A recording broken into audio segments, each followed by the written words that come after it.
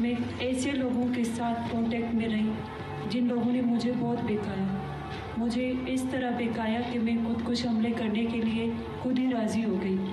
मैंने ये भी नहीं सोचा कि मेरे खुदकुश करने के बाद मेरी तो जान चली जाएगी, लेकिन मेरी वजह से कितनी लोगों की जान चली जा सकती है। मैंने इसे कुछ भी नहीं सोचा। मुझे अपनी गलती का एहसास तब हुआ जब मैं पहाड़ों पे गई। उधर जाके मैंने देखा, मैंने वहाँ जाके मैंने अपने घर वालों को भी नहीं बताया, मैंने अपने घर वालों की इज्जत भी नहीं देखी। वहाँ पे जाके ऐसे सख्त हालात थे। मुझे ये बताया गया कि वहाँ पे आपको एक नई ज़िंदगी मिल जाएगी, लेकिन वहाँ ऐसा कुछ भी नहीं था। ये जो आजकल का तासुर है कि बलोच ख़वातीन अपनी मर्ज़ी से खुदकुश करती, ये बात गलत है। मैंने खुद देखे, ये लोग ब्लैकमेलिंग करके लेके जाते, वर्गला के लेके जाते। मुझे इस तरह बेकाया गया कि मुझे कुछ भी समझ में नहीं आ रहा। मैं ऐसे गलत रास्ते पे भी चल रही थी, लेकिन मुझे कुछ भी पता नहीं चल रहा था। So this is another yet very dark aspect of this fitna al Hindustan terrorism.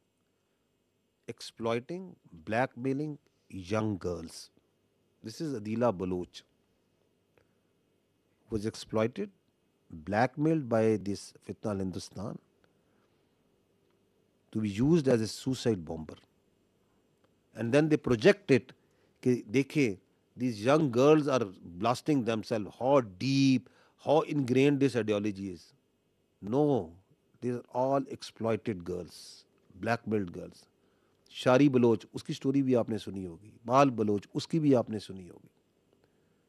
All exploited, blackmailed. कौन करवा रहा है? हिंदुस्तान. किसके साथ? बलूचिस्तान की बच्चियों के साथ. आगे जाइए. Now here is this Kharji, this so called mufti. क्या कह रहा है ये? चंद दिन पहले आप